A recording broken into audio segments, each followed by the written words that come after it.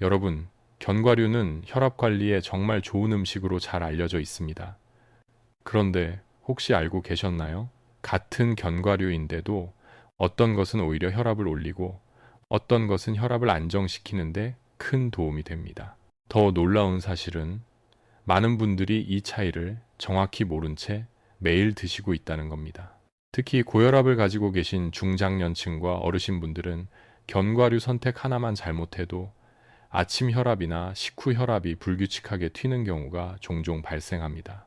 제가 진료실에서 만난 환자분들 중에도 건강에 좋다니까 그냥 아무거나 골라 먹었어요 라고 말씀하시는 분들이 적지 않지만 막상 자세히 분석해보면 본인이 먹던 특정 견과류 때문에 혈압이 더 불안정해진 경우를 상당히 많이 봤습니다. 이 영상을 끝까지 보시면 어떤 견과류가 혈압을 올릴 수 있는지, 어떤 견과류가 혈압을 안정시키는지, 그리고 본인에게 맞는 안전한 섭취법까지 전체적으로 이해하실 수 있을 겁니다. 오늘 영상은 약 25-30분 동안 진행되며 제가 20년 동안 고혈압과 심혈관 질환 환자를 진료하면서 직접 확인한 내용들을 토대로 견과류가 혈압에 미치는 영향을 가장 쉽게 설명해 드리겠습니다. 혈압 때문에 매일 걱정이 되시는 분들, 어떤 음식을 먹어야 할지 고민되는 분들께 실제로 도움이 되는 정보를 중심으로 구성했으니 끝까지 함께 해주세요. 안녕하세요. 저는 20년 동안 내과, 특히 심장내과 영역에서 고혈압과 혈관질환, 그리고 노년층 만성질환을 중점적으로 진료해온 의사입니다. 오늘 영상은 교육적인 목적을 위한 것으로 여러분의 건강한 선택을 돕기 위한 설명입니다. 다만 개인의 병력이나 복용 중인 약에 따라 필요한 조언이 달라질 수 있으니 영상에서 말씀드리는 내용은 참고하시되 반드시 본인의 주치의와 상담하면서 적용하시길 권합니다. 여러분의 혈압은 단순한 숫자가 아니라 전신 건강과 직결되어 있기 때문에 안전하게 관리하는 것이 무엇보다 중요합니다. 우리가 음식을 먹는다는 것은 단순히 영양을 채우는 것이 아니라 혈관과 신경계, 호르몬 시스템이 모두 동시에 반응하는 복잡한 과정입니다. 특히 견과류는 지방, 단백질, 미네랄이 고르게 들어있는 식품이라 혈압과 혈관 건강에 중요한 영향을 줍니다. 그런데 이 영향이 모두 같은 방향으로 나타나는 것은 아닙니다. 견과류마다 지방의 종류가 다르고 나트륨 함량, 가공 방식, 그리고 우리 몸이 받아들이는 속도 등이 서로 다르기 때문입니다. 나이가 들수록 혈관은 점점 탄성을 잃고 혈압을 조절해주는 신경계 반응도 약해집니다. 그래서 같은 음식을 먹어도 젊은 사람보다 혈압이 더 크게 오르내릴 수 있습니다. 진료실에서 50대 이후 환자분들이 예전에는 아무거나 먹어도 괜찮았는데 요즘은 조금만 잘못 먹어도 혈압이 바로 올라요 라고 말씀하시는 이유가 바로 여기에 있습니다. 또 한 가지 중요한 부분은 잘못 알려진 상식들입니다. 예를 들어 모든 견과류는 혈압에 좋다거나 무조건 많이 먹을수록 건강에 좋다 같은 말들은 과학적으로 맞지 않습니다. 견과류는 종류에 따라 혈관을 넓히는 데 도움을 주기도 하지만 반대로 소금이 많이 들어있거나 포화지방 비율이 높으면 혈압을 오히려 올릴 수도 있습니다. 또한 간식으로 조금씩 먹는 것은 괜찮지만 식사 대용으로 큰 양을 한 번에 먹으면 혈압이 순간적으로 상승할 수 있기 때문에 적절한 양 조절이 필요합니다. 특히 고혈압 환자분들이 가장 자주 놓치는 부분은 같은 견과류라도 가공된 형태와 생 그대로 먹는 형태의 차이입니다. 예를 들어 볶음 과정에서 소금이나 향미유가 들어가면 혈압에 부담이 될 수 있는데 환자분들 중 상당수가 이 부분을 잘 모르고 섭취하고 있습니다. 이런 부분들을 오늘 영상에서 차근차근 이해해 보겠습니다.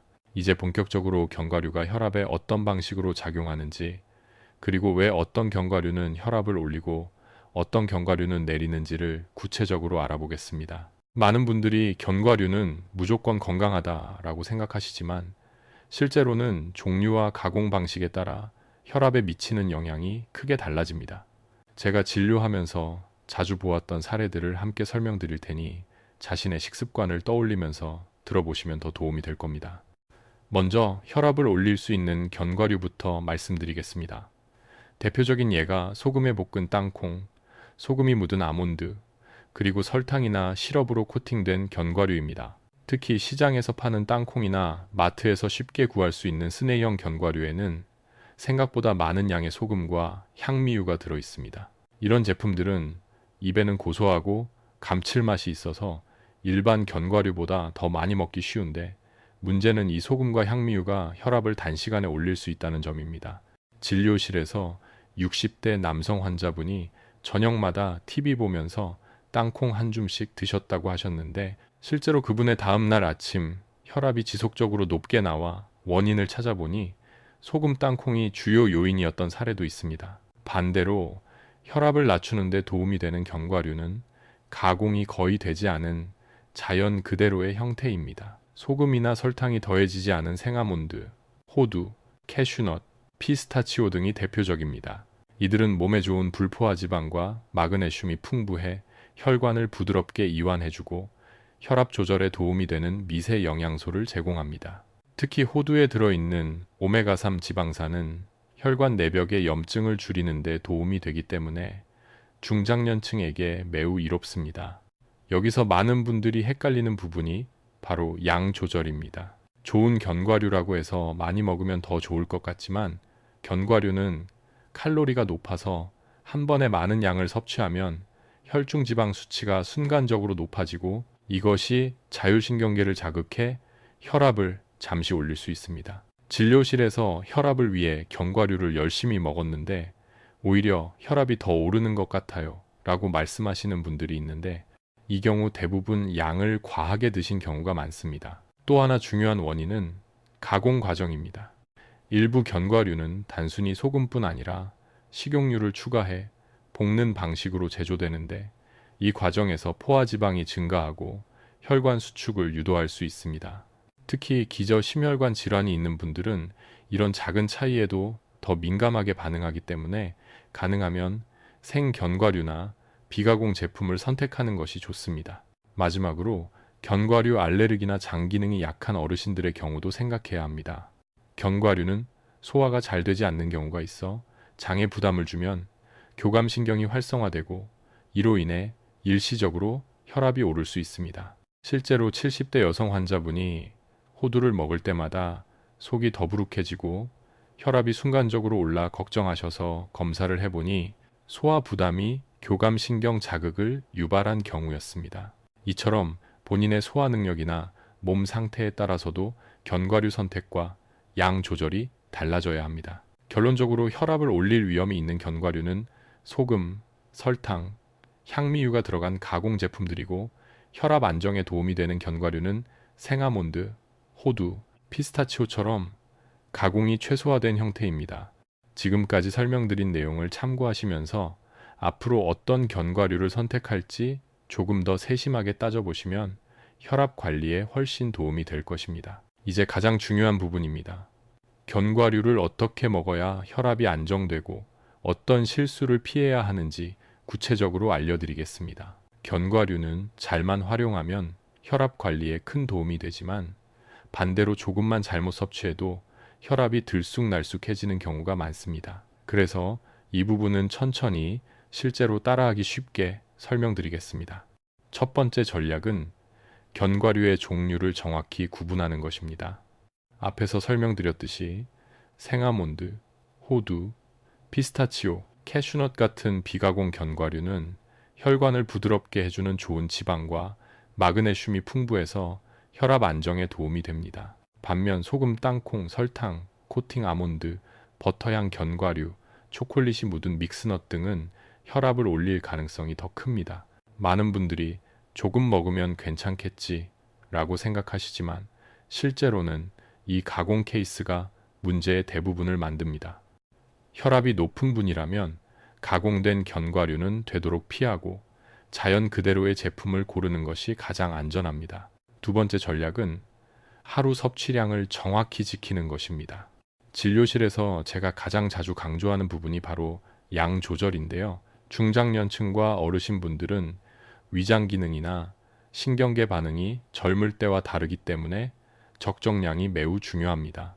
일반적으로 하루 권장량은 한 줌, 즉 20, 30개 정도입니다. 숫자로 따지면 아몬드 기준 약 20, 25알 정도입니다. 이보다 많이 먹으면 칼로리 부담이 커지고 혈중 지방 농도가 급격히 올라가면서 혈관이 일시적으로 수축해 혈압이 상승할 수 있습니다. 실제로 한 환자분은 호두가 좋다는 말을 듣고 하루에 10개씩 드셨는데 오히려 밤마다 혈압이 불안정해서 양을 줄이자 바로 안정된 사례도 있었습니다. 세 번째 전략은 식사와의 조합을 잘 맞추는 것입니다. 견과류는 식사 직후보다는 간식으로 혹은 식사 사이에 소량 섭취하는 것이 혈압 관리에 더 좋습니다. 식사 후 즉시 견과류를 많이 먹으면 소화 과정이 과부하되면서 교감신경이 자극되고 혈압이 순간적으로 올라갈 수 있습니다. 반대로 오후 3, 4시쯤 허기가 살짝 돌 때 소량으로 섭취하면 혈당 변동도 줄어들고 혈관에 부담이 가지 않는 형태로 영양을 흡수할 수 있습니다. 특히 당뇨나 고지혈증을 함께 가지고 있는 분들은 이 시간대의 간식 조절이 혈압에도 큰 영향을 미칩니다. 네 번째 전략은 견과류를 섞어 먹는 방식에 대한 것입니다. 많은 분들이 믹스넛을 좋아하시지만 문제는 섞여 있는 구성 성분을 잘 모른 채 드시는 경우가 많다는 겁니다. 특히 일부 상품은 생견과류와 가공견과류가 섞여 있어서 건강에 좋다고 생각하고 계속 먹다가 오히려 혈압이 높아지는 경우를 자주 보았습니다. 만약 믹스 형태를 좋아하신다면 가공이 전혀 들어가지 않은 생제품만 구성된 제품을 선택하고 가능하면 아몬드, 호두, 피스타치오 위주로 섭취하는 것이 좋습니다. 소금이나 향미유가 들어간 견과류가 섞여 있다면 혈압에 영향을 줄 수 있으니 꼼꼼하게 확인하셔야 합니다. 다섯 번째 전략은 견과류 보관과 신선도 관리입니다. 시간이 지나 산패된 견과류는 맛뿐 아니라 혈관 건강에도 좋지 않습니다. 산패된 기름은 혈관 내벽에 부담을 주고 염증 반응을 촉진할 수 있기 때문입니다. 특히 여름철에는 온도가 높아 쉽게 변질되므로 작은 용기에 나눠 냉장 보관하는 것이 가장 좋습니다. 신선한 견과류를 섭취하는 것만으로도 혈압 안정에 긍정적인 영향을 줄 수 있습니다. 여섯 번째 전략은 본인의 건강 상태에 맞춘 섭취 조절입니다. 위장이 약하거나 담낭 질환이 있는 분들은 견과류를 먹으면 속이 더부룩하거나 기름기가 부담돼 교감신경이 활성화될 수 있는데 이 과정에서 혈압이 순간적으로 오르기도 합니다. 이런 경우에는 아주 소량부터 시작해보고 몸이 부담을 느끼지 않는 범위에서 양을 조절하는 것이 좋습니다. 또한 신장 질환이 있는 분들은 마그네슘과 칼륨 섭취 조절이 필요할 수 있으므로 주치의와 상의 후 섭취량을 결정하시는 것이 안전합니다. 마지막으로 견과류를 포함한 하루 음식 전체 균형을 고려해야 합니다. 건강한 식단은 한 가지 음식이 해결해 주는 것이 아니라 전체적인 균형 속에서 혈압이 안정되는 것입니다. 가공 견과류를 줄이고 생견과류를 적정량 섭취하는 것, 하루 나트륨을 적절하게 조절하는 것, 야채와 과일 섭취를 늘리는 것, 모두가 함께 작동해야 혈압이 안정됩니다. 견과류는 이 과정에서 혈관에 좋은 지방과 미네랄을 공급해주는 보조 역할을 하는 것이지 모든 것을 해결해주는 중심 역할은 아니기 때문에 지나친 기대나 과도한 섭취는 피하시는 것이 좋습니다. 이처럼 견과류는 종류, 양, 시간, 보관, 건강 상태에 따라 같은 음식이라도 혈압에 미치는 영향이 크게 달라집니다.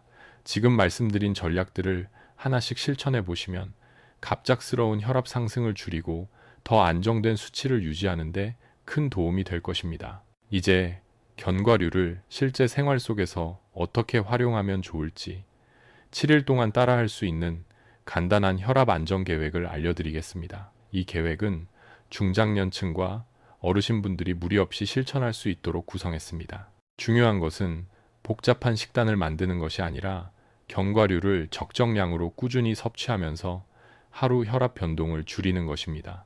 먼저 아침 루틴입니다. 아침 식사 뒤 1-2시간이 지나면 우리 몸의 혈압이 자연스럽게 조금 상승하는 경향이 있습니다. 이때 생아몬드나 호두를 5, 7알 정도 소량으로 드시면 혈관 이완을 돕고 혈압의 급격한 변동을 완화하는 데 도움이 됩니다. 혹시 아침 식사를 많이 드시는 분이라면 식사 직후보다는 최소 1시간은 지난 뒤 드시는 것이 좋습니다. 소화 부담을 줄이면서도 영양을 안정적으로 흡수할 수 있기 때문입니다. 점심 이후에는 견과류를 잠시 쉬어가는 시간을 두는 것이 좋습니다. 중장년층 대부분은 점심을 먹고 난 뒤 졸음이 오거나 속이 더부룩해지는 경우가 많은데, 이런 상태에서 견과류를 먹으면 교감신경이 자극되어 혈압이 일시적으로 오를 수 있습니다. 대신 점심 이후에는 따뜻한 물 한 컵을 천천히 마시고 10분 정도 가볍게 걷는 것이 오후 혈압을 안정시키는데 훨씬 도움이 됩니다. 오후 3, 4시쯤 허기가 지기 시작하는 시간대가 오면 이때 생견과류를 하루 권장량에서 남은 분량만큼 섭취하십시오. 예를 들어 아침에 5, 7알을 드셨다면 이 시간대에는 10, 15알 정도를 드시면 하루 20, 30집 권장량을 채울 수 있습니다.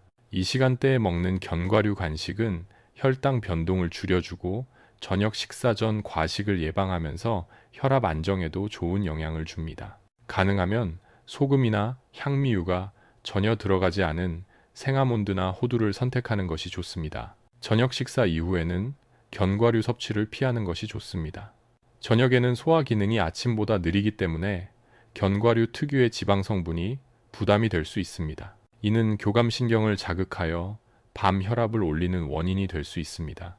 특히 밤 혈압이 높아지는 야간 고혈압을 가진 분들은 저녁 견과류를 철저히 피하는 것만으로도 수치가 확연히 개선되는 것을 자주 봅니다. 대신 따뜻한 물이나 허브차 한 잔으로 하루를 마무리하면 숙면과 혈압 안정 모두에 도움이 됩니다. 이제 7일 계획의 기본 틀을 설명드리겠습니다. 1일차부터 3일차까지는 생아몬드를 중심으로 하루 20, 25알을 나누어 섭취합니다. 이 기간 동안 몸이 식이 지방을 어떻게 받아들이는지, 속이 불편하지 않은지 관찰하는 것이 중요합니다. 4일차부터 6일차까지는 호두나 피스타치오를 5, 7알 정도 추가하면서 다른 견과류에 몸이 어떻게 반응하는지 확인해 봅니다. 어떤 분들은 호두를 먹으면 속이 부담스러울 때도 있으므로 꼭 천천히 시작해야 합니다. 마지막 7일차에는 아몬드와 호두를 함께 소량 섞어서 하루 권장량 내에서 섭취해보며 본인에게 가장 잘 맞는 조합을 찾는 기간으로 활용하시면 좋습니다. 이 7일 계획은 혈압을 단기간에 극적으로 낮추는 목적이 아니라 견과류 섭취에 몸을 천천히 적응시키면서 혈압 변동을 완만하게 만들기 위한 첫 단계입니다. 이 계획을 일주일 동안 잘 지키시면 이후 본인에게 맞는 견과류 섭취 루틴을 더욱 정확하게 설정할 수 있습니다. 견과류는 혈압 안정에 도움을 줄 수 있는 훌륭한 식품이지만 모든 분들에게 똑같이 적용되는 것은 아닙니다. 특히 고혈압이나 만성 질환을 가진 중장년층 어르신들의 경우에는 몇 가지 꼭 기억해야 할 중요한 의료적 주의사항이 있습니다. 이 부분은 여러분의 안전을 위해 반드시 알고 계셔야 합니다. 먼저 견과류 알레르기가 있는 분들은 아주 소량이라도 섭취하면 호흡곤란, 두드러기, 입술 붓기 같은 급성 반응이 나타날 수 있습니다. 이 경우 혈압이 갑자기 떨어지거나 반대로 급상승할 수도 있기 때문에 절대 섭취하시면 안 됩니다. 평소 견과류를 먹고 입안이 가렵거나 속이 불편했던 경험이 있다면 전문가의 진단을 먼저 받는 것이 안전합니다. 두 번째로 신장질환, 특히 만성 콩팥병을 가진 분들은 견과류 섭취를 조심해야 합니다. 견과류에는 칼륨과 마그네슘이 풍부해 일반적으로는 혈압에 도움이 되지만 신장 기능이 떨어진 분들의 경우 이러한 미네랄을 충분히 배출하지 못해 오히려 체내 전해질 균형이 깨질 수 있습니다. 이런 상황은 혈압 변화를 예측하기 어렵게 만들고 심장 리듬에도 영향을 줄 수 있어 반드시 주치의와 상담 후 섭취량을 결정해야 합니다. 세 번째는 담낭 질환이나 소화력이 약한 분들입니다. 견과류는 지방 함량이 높기 때문에 소화 부담을 줄 수 있습니다. 속이 더부룩하거나 명치가 묵직해지면 교감신경이 자극되면서 혈압이 순간적으로 상승할 수 있습니다. 실제로 저에게 오신 환자 중 70대 여성분은 호두를 먹을 때마다 속이 답답해지고 혈압이 잠시 올라 걱정하셨는데 섭취량을 줄이고 식사와 멀리 떨어진 시간대로 조정했더니 증상이 개선된 사례가 있었습니다. 네 번째로 약물 복용 중인 분들은 견과류와의 상호작용을 고려해야 합니다. 특히 혈압약 중 일부 이뇨제는 칼륨 수치를 조절하는 역할을 하기 때문에 칼륨이 많은 견과류를 과도하게 섭취하면 몸에 전해질 균형에 영향을 줄 수 있습니다. 또한 와파린 같은 항응고제를 복용 중인 분들도 기름기 많은 식품 섭취를 갑자기 늘리면 약효가 변할 수 있으니 반드시 담당 의사와 상의가 필요합니다. 마지막으로 혈압이 갑자기 상승하거나 하루 사이 변동폭이 크다면 견과류를 포함한 어떠한 식단 조절보다 먼저 해야 할 일은 정확한 진료입니다. 특히 다음과 같은 경우에는 즉시 병원을 방문해야 합니다. 평소보다 30 이상 더 오른 수축기 혈압이 계속 유지될 때, 갑작스런 두통이나 어지러움, 가슴 답답함이 나타날 때, 한쪽 팔다리가 저리거나 말이 어눌해질 때는 지체하면 안 됩니다. 음식 조절은 어디까지나 혈압 관리의 한 부분일 뿐 응급 증상을 대체할 수는 없습니다. 이처럼 견과류는 잘 활용하면 도움이 되지만 본인의 건강 상태와 복용 중인 약, 그리고 신체 반응을 반드시 고려해야 합니다. 여러분이 안전하게 혈압을 관리하는 것이 무엇보다 중요한 원칙입니다. 오늘 영상에서 우리는 같은 견과류라도 어떤 것은 혈압을 올리고 어떤 것은 혈압을 내리는 이유를 살펴보고 일상 속에서 안전하고 효과적으로 활용하는 방법까지 함께 정리했습니다. 견과류는 작은 음식처럼 보이지만 혈관 건강과 혈압 변동에 실제로 큰 영향을 줄 수 있기 때문에 올바른 선택과 적정량 섭취가 무엇보다 중요합니다. 마지막으로 세 가지 핵심만 기억하시면 됩니다.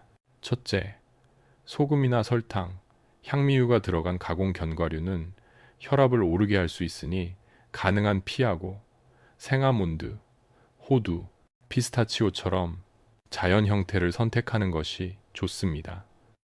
둘째, 하루 섭취량은 한 줌, 즉 20, 30끼 정도로 지키고 아침, 오후로 나누어 드시는 것이 혈압 안정에 도움이 됩니다. 셋째, 본인의 소화 상태, 기저질환, 복용 중인 약을 고려해 몸에 무리가 없는 방식으로 조절해야 합니다. 이 세 가지 원칙만 잘 지키셔도 혈압 관리에 훨씬 더 안정적인 변화를 경험하실 수 있습니다. 여러분의 혈압은 단순한 숫자가 아니라 앞으로의 건강을 지켜주는 중요한 신호입니다. 오늘 영상이 여러분께 실제로 도움이 되었다면 주변에 혈압 때문에 고민하시는 가족이나 지인분들께도 꼭 공유해 주세요. 그리고 다음 영상에서 다뤘으면 하는 혈압 관련 주제가 있다면 댓글로 남겨주시면 진료 현장에서 얻은 경험을 바탕으로 가장 쉽게 설명해 드리겠습니다. 함께 건강을 지켜나갈 수 있기를 바라며 오늘도 시청해 주셔서 감사합니다. 다음 시간에 다시 찾아뵙겠습니다.